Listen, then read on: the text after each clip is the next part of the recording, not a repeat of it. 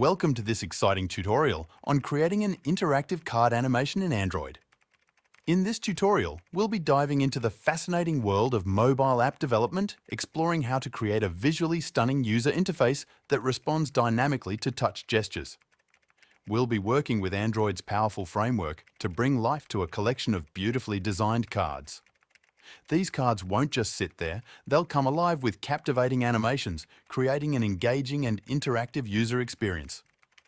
Whether you're a seasoned developer or just starting out on your coding journey, this tutorial is designed to be accessible and insightful for everyone. So, let's embark on this creative journey together and bring our app to life. But before we dive in, don't forget to hit that subscribe button and ring the notification bell so you never miss out on our latest tutorials. Without further ado, let's get started.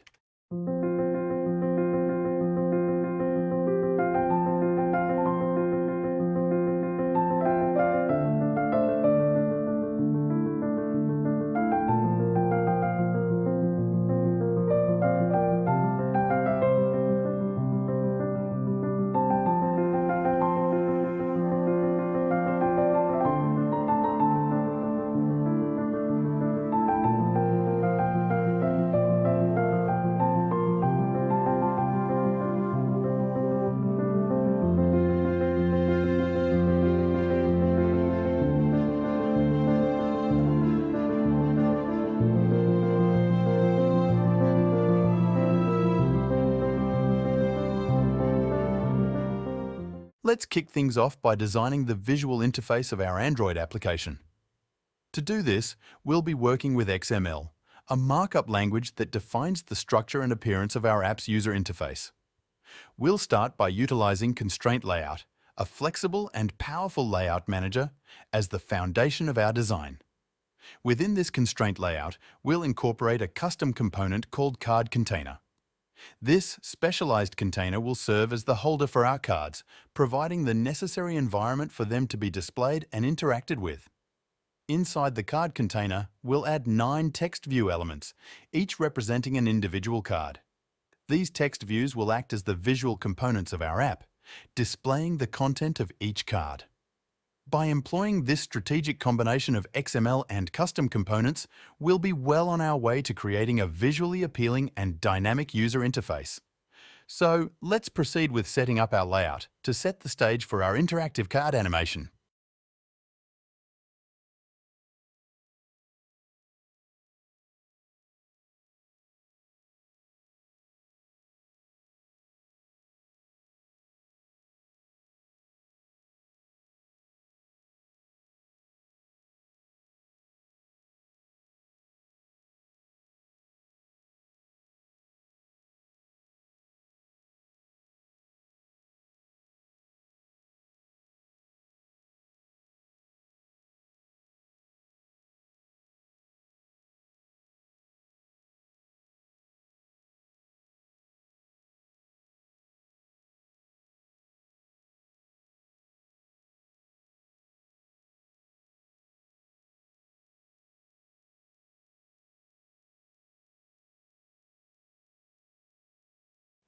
Next, we'll create the card container as a custom view in Kotlin.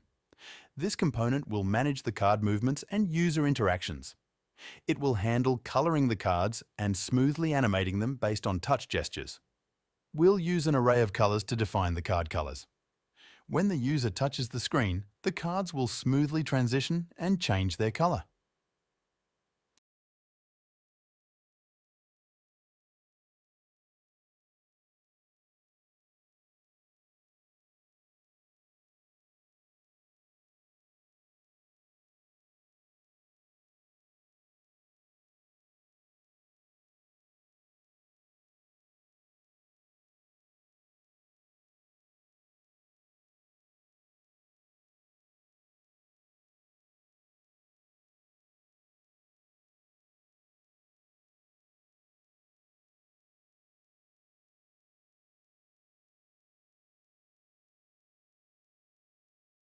This function is called whenever there is a touch event on the card container.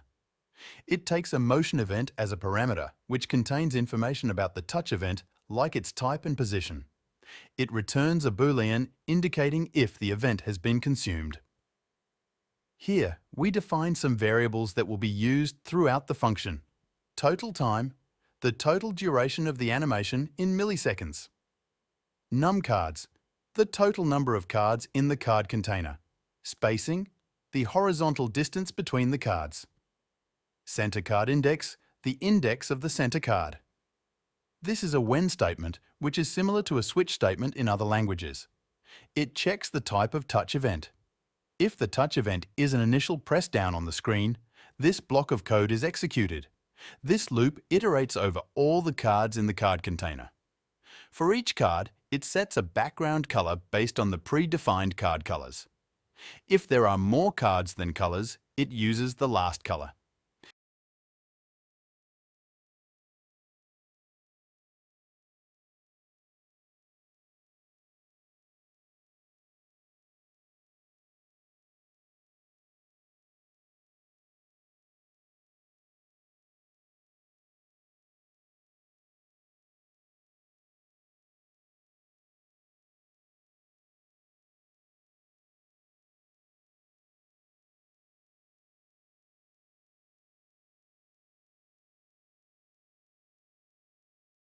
Here, T is calculated based on the position of the card. Cards closer to the center will have shorter animation durations, and cards farther from the center will have longer durations. These lines handle the animation of the cards. It sets translation along the X and Y axes, as well as rotation around the X axis. The values of X, Y, and Z are calculated to create a dynamic visual effect.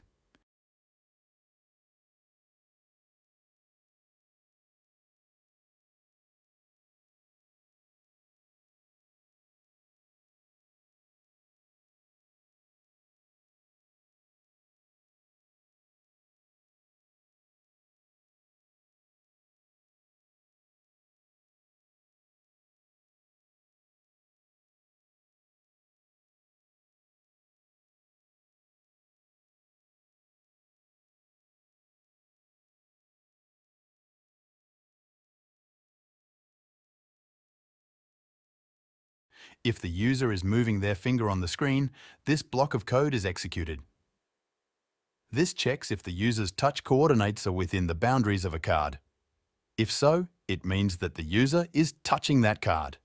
If a card is being touched, its background color is changed. If not, it's set to gray. Additionally, the last touched card variable is updated to keep track of the card that was touched.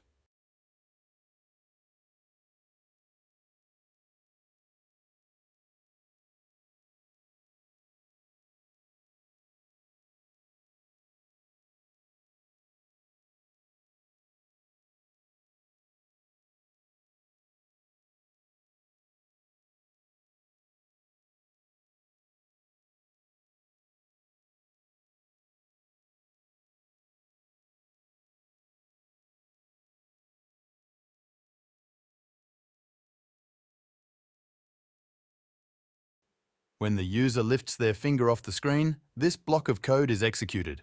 If a card was touched, last touched card is not null, it is brought to the front of the view hierarchy. Then, last touched card is reset to null.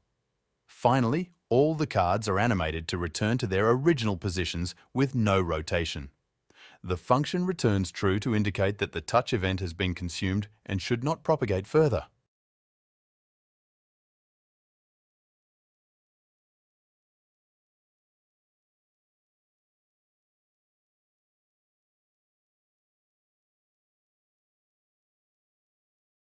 We'll use XML files to customize the appearance of the cards. We'll use drawable resources to create a gradient background for the cards, making them visually appealing.